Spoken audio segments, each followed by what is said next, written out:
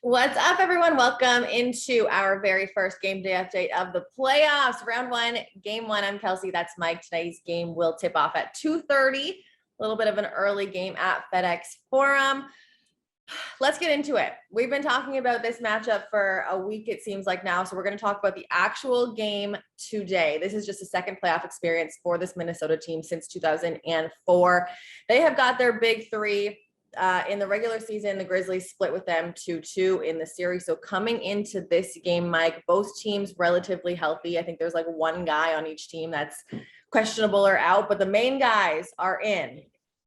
Who's going to be the star on both of these teams today? I'm gonna go Minnesota first. You know, we haven't figured out a way to slow down D'Angelo Russell.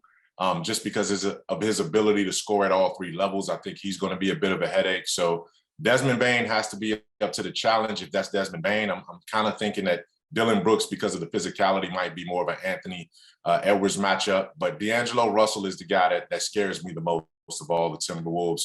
And when you look at the Grizzlies, I think on the other side, I think that Desmond Bane is going to have to be the one that you have to be able to rely on.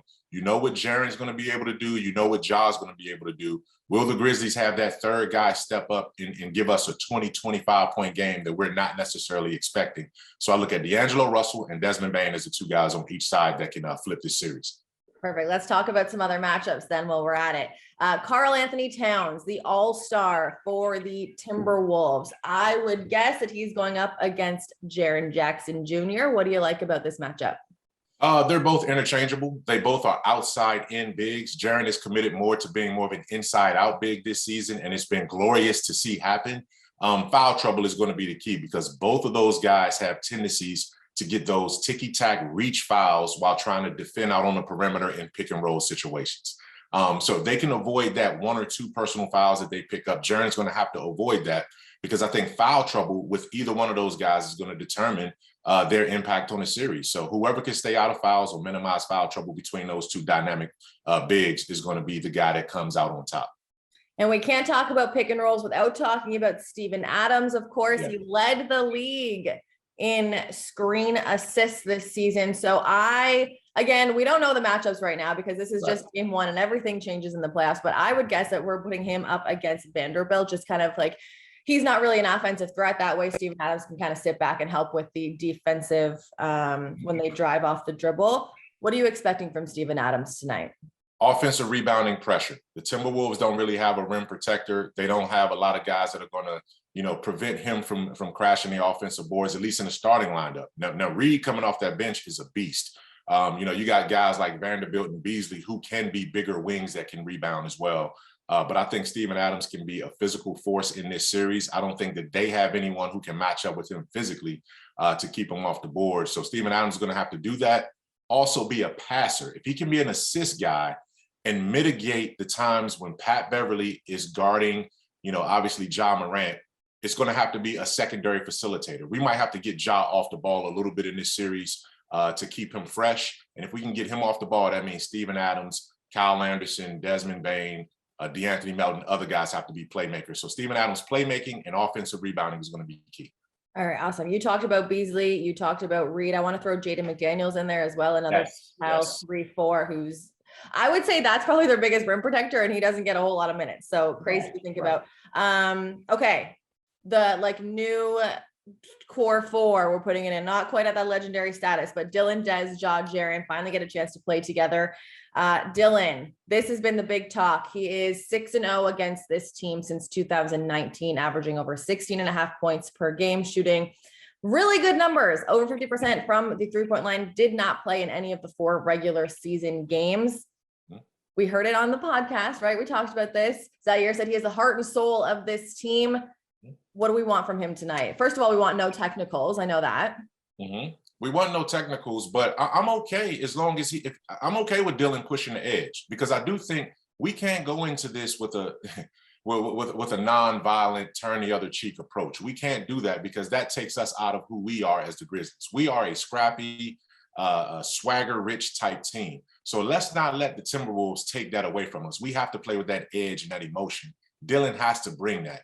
And if he can bring that, but keep it right on the borderline of going berserk, we're fine, because we're going to need that. Because guess what? Dillon can disrupt Anthony Edwards. He can disrupt D'Angelo Russell. He can do the same things to them that Patrick Beverley is going to try to do to us, except Dillon can also drop 25 on you, right? So he's going to give it to us on both ends, and he has to be available to do that. So great point, Kelcey. You're right. Let's talk about some of the ways that the Grizzlies can score. As a team, we know this. If you watched any of the regular season games, the Grizzlies ended the season leading in points in the paint, fast break points, assists, blocks, steals, all of these categories. Yeah. The thing is with the Wolves, why this matchup is so dangerous for the Grizzlies is they defend so well in the paint. And so they allow one of the least, like the top 5 least amount of points in the paint. The Grizzlies want to score in the paint, and on the flip, the Wolves shoot and make the most threes out of any team in this league. The Grizzlies can get hot from the 3 when they have those games, but it's not necessarily their bread and butter and where they go to. So when you look at points in the paint versus threes, offensively and defensively, what's got to happen for the Grizzlies? And keep in mind, Malik Beasley comes into the FedExForum and just shoots the lights out every time he's here. With every team he's been on, right? Whether it's Denver, it doesn't matter. He's such a great get for those guys, and he solidifies that bench. And that's why I think the benches are going to be important, because what we haven't mentioned is a guy like, hey, look, we talk about all these other storylines.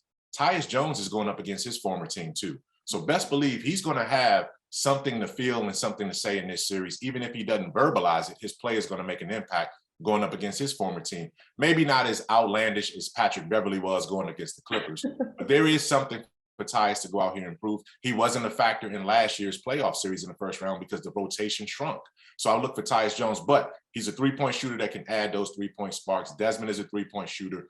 DeAnthony's going to have to get that torch back that he had coming down the stretch with his 3-point shot. And by the way, Zaire and Jaren Jackson Jr. are also guys that can knock down threes. And don't discount Ja Morant. He doesn't have to attack the hole every single time. Patrick Beverley's going to play off of him or right up on him. All he needs is a screen and a pull-up and some confidence there. So I think the Grizzlies can match some of that scoring.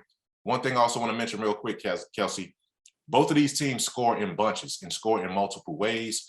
Both teams have 8 players who are averaging between 8 and 27 points per game. 8 different players. The Grizzlies have 5 double-figure scoring players and 3 more who are scoring around 8 a game. The Timberwolves have 8 who are scoring between Karl-Anthony Towns' team leading 24.5 and 8.3 points. So balance is there for both teams, and that's going to make this an intriguing series.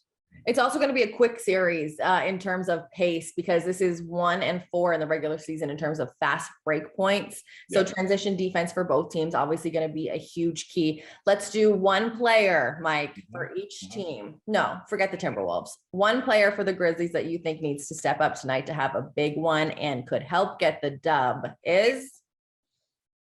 And it can't be an obvious one. Yeah, I won't do an obvious one. I think I'll end the way I started. Desmond Bane. Can he supply the 3-point shooting that we're going to need to match their 3-point shooting? But can he also defend at his position too, to mitigate their impact at the 2-3 wing position? Desmond Bane is the X factor for the Grizzlies in this series. Okay, I'm going to pick someone from the bench because I have been so impressed with the Grizzlies' depth all season. I'm going to go with Brandon Clark. And I'm going to go with Brandon Clark because of the offensive numbers that he gets when he is on with Jaren Jackson Jr. When he can move JJ to the 4 and he plays the 5, I think that's going to be really big, especially with Karl-Anthony Towns on the offensive end. So I'm going to go BC. You're going to go Des. We're going to go the whole team, really. Again, everyone at home, tip-off is at 2:30. You can come to FedExForum. I don't know if there's tickets left, to be honest. It might be sold out at this point. You might have to stay at home and watch on Valley Sports Southeast, but game 1, Mike. Let's get it.